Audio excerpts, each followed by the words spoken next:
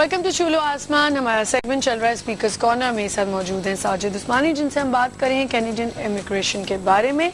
अच्छा, अब मुझे ये बताएं कि जो अभी हम बात कर रहे थे जिस पे ब्रेक आ गई थी, वो बात क्या थी? आप याद नहीं रही। वो इमिग्रेशन के हवाले से रिजेक्शन की हम बात करते हैं कि पेटी इश्यूज पे भी वो रिजेक्ट कर देते हैं। बिल्कुल। अच्छा, अब मुझे बताएं कि अपील आपने की, अब अपील पे वो आपसे बातचीत करते हैं या वो? देखिए, अपील में भी दो चीजें हैं। एक तो ये कि जो डॉक्यूमेंट्स आपने सबमिट किए हैं उन्हीं की बेस पर आप फाइट कर सकते हैं, या ये कि हाँ कोई एक डॉक्यूमेंट की कमी किसी दूसरे डॉक्यूमेंट से पूरी हो रही थी और उस ऑफिसर ने उसको कंसीडर नहीं किया, तब आपको उसमें चांसेस हैं कि आप जीत सकते हैं। लेकिन आप एडिशनल डॉक्यूमेंट्स नहीं कि हाँ जी उस वक्त मैं भूल गया था, मैंने लगाया नहीं। No, it's not like this. ठीक है। अब एप्लीकेशन जो है आजकल के दौर में जो है एप्लीकेशन तक आप यूँ समझ लीजिए कि 100% कंप्लीट होना जरूरी है।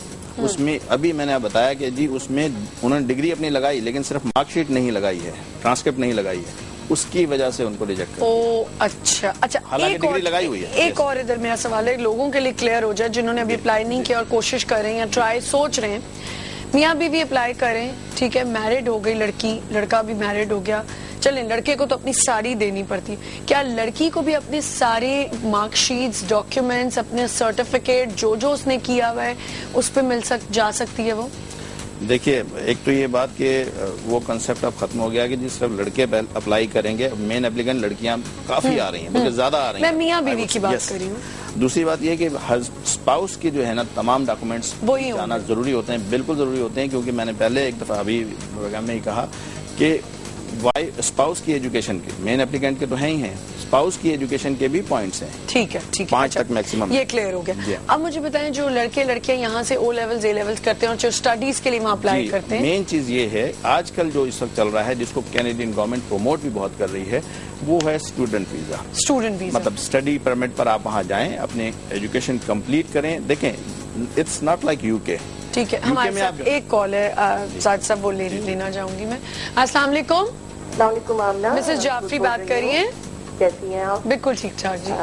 जी आमना, बच्ची बहुत देर से ट्राई कर रही थी जी, पूछ रही थी कि साजिद साहब से, साजिद साहब मैं आपसे मुखातिब होकर पूछ रही हूँ कि 2002 में इंट्रोड्यूस किया था इन्होंने, हम लैंडेड इमिग्रेंट थे एज अ फैमिली सिंस 99, और 2000 में गई पढ़ने मॉन्ट्रियल, फिर वो वहाँ रही, पढ़ी, जॉब किया और उसको पासपोर्ट मिल गया। दूसरी बेटी भी मॉन्ट्रियल से ही पढ़ती रही, फिर टोरंटो में जॉब किया, ठीक है, पासपोर्ट ले लिया।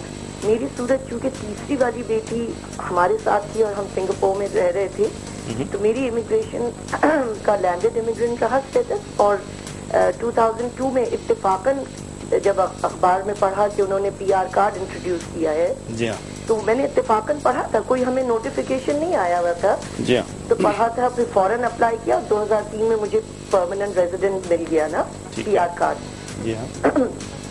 तो टिल 2000 से मैं बहुत रेगुलरली मतलब जाती रही, लेकिन अब PR कार्ड मिल गया, इसका मतलब है मैंने बेसिक रिक्वायरमेंट जो उनका फॉर्म था परमानेंट रेजिडेंट का वो फिल करके पूरी सब डेज और वो मैच करके तकरीबन उतने दिन हो जाए। एक थोड़ा सा उन्होंने शायद लीनियंसी कर ली थी, थोड़े दिनों की कुछ कमी पड़ती थी, इकट्ठा मैं नहीं रही हूँ, मिल गया मुझे।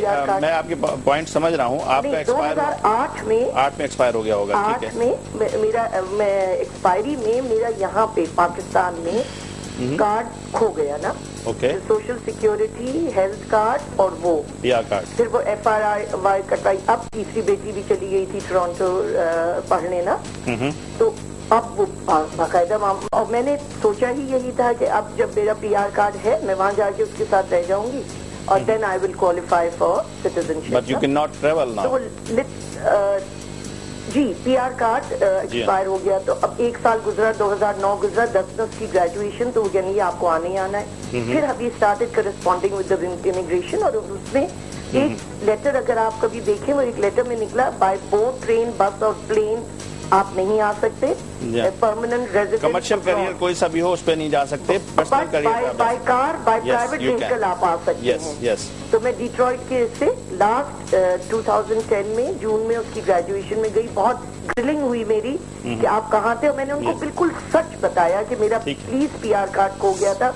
मैं बहुत ज्यादा नर्वस थी आने में, और उन्होंने मुझे स्पेशल डॉक्यूमेंट दिया। मैं अंदर आई, अप्लाई किया, उन्होंने मुझे, ठीक है, लेकिन सर्दी आती है, ईमानदारी से मैं भाग आती हूँ, चक्कर जो होता है। तो वो मैं आई तो उनका आया 6 महीने बाद कि आपका कार्ड, आपका फॉर्म सही नहीं फिल किया आपने, रिन्यूअल वाला ना। ठीक है।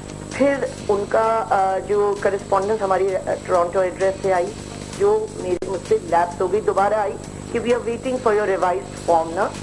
तो उसमें कुछ 3 दिन रह गए थे, नवंबर लास्ट, विच इज 2011 नवंबर। उसके वो मैंने वो लैप्स किया, तो उसमें लिखा था कि if you don't like do it by 26 November then we'll consider your application abandoned. इसके क्या माने? मैं हम एप्लीकेशन को अबैंडन समझेंगे जी। मिसेस जाफरी, अनफॉर्चुनेटली अब आपका जो स्टेटस था PR का वो अब अबैंडन हो गया, मतलब ये कि इट्स नो मोर गुड। लिखा है कि आपकी एप्लीकेशन को अबैंडन, रिवोक करने का लफ्ज नहीं लिखा हुआ है। ठीक है, देखिए अब आप अगर अप्लाई करेंगी, देखें वो आपकी कॉरेस्पॉन्डेंस जो है वो अगर आप दिखाएंगे तो एग्जैक्ट पता चल जाएगा। वरना ये होता है कि आपने अगर PR कार्ड अपना रिन्यू नहीं करवाया और अब आप रिन्यू करवाएं, अनलेस कि आपके पास कोई ऐसा स्ट्रॉन्ग रीजन है जिसकी वजह से आप नहीं कर पाई, नहीं जा पाई हैं और अब आप जाना चाह रही हैं, तो I wrote in the application, I had 3 surgeries। हाँ, वो जो भी है वो रीजंस आप देंगे, लेकिन ये कि वो कहते हैं सर्जरीज वहाँ क्यों नहीं करवाई आपने? कनाडा में भी है, यहाँ करवाई, वो भी मैंने लिखा था कि instead of taking your resources Karachi में। हाँ, नहीं तो मेडिकल आप वहाँ पर भी है, वहाँ पे क्यों नहीं करवाया आपने? So that's the thing. इसीलिए कि ये जो कार्ड जो एक्सपायर्ड रिन्यू नहीं हुआ था, तो मैं चलकर हाँ मैंने डेट लैप्स कर दी। देखिए जो PR कार्ड का, क्या मैं ह्यूमैनिटेरियन ग्राउंड्स पे जाना चाहिए मुझे? अब बस अब आपके पास यही एक ऑप्शन है कि आप अप्लाई जब करेंगी तो साथ में आप ह्यूमैनिटेरियन ग्राउंड्स को ऐड करेंगी कि जी इस वजह से मैं नहीं जा सकी थी, अब now we are interested in going and all that. लेकिन एक्सपीरियंस की बेस पर आई वुड चाहूंगी मोस्ट वेलकम।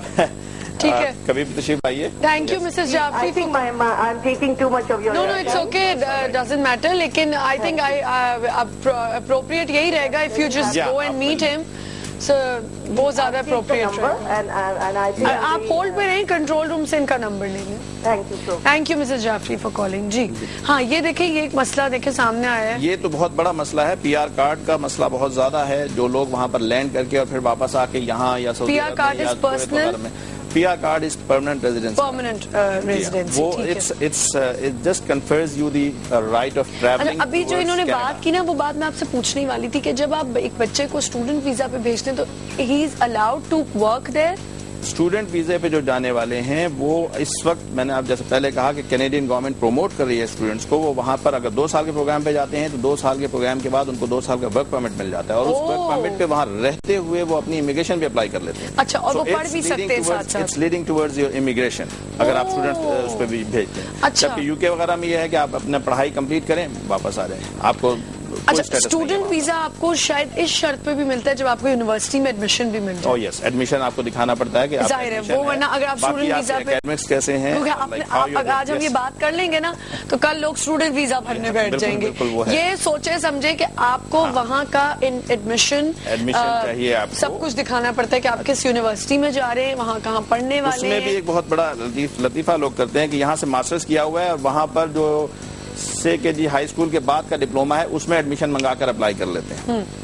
आप लॉजिकली सोचें कि इमिग्रेशन ऑफिसर जब आपको वीजा दे रहा होगा वो सोचेगा कि ये यहाँ से मास्टर्स किया हुआ है और वहाँ पर ये बिल्कुल नीचे के लेवल का एक प्रोग्राम करने जा रहा है, तो क्यों, इसकी इंटेंशन क्या है, ये वहाँ पहुँचना चाह रहा है, बस उसको वीजा क्यों देगा? नहीं देंगे कभी भी। मतलब ये नहीं है कि आपको एडमिशन मिल गया तो इट्स गारंटीड कि आप वीजा मिल जाएगा। अच्छा, admission letter is just a piece of paper if you don't get visa. ठीक है। अच्छा साथ साथ थोड़ा सा प्रोसीजर बता दें, टाइम भी कम है तो मैं चाह रही हूँ एक दफा सम अप हो जाए। थोड़ा सा प्रोसीजर बता दें आपसे कांटेक्ट करने का और फिर इसका क्या स्टार्टिंग क्या है।